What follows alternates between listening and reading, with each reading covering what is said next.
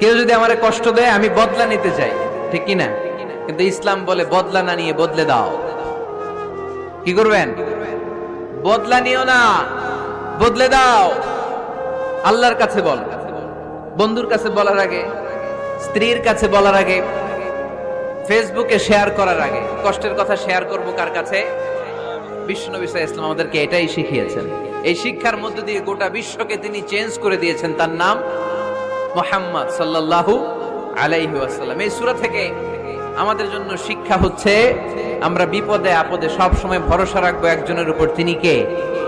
আর মনে রাখতে হবে the grief isn't permanent, the struggle isn't permanent. এই পৃথিবীর কোনো দুঃখ কষ্ট আর সমস্যা এটা পার্মানেন্ট নয়। সমস্যার পরে সমাধান আছে, দুঃখের পরে আনন্দ আছে।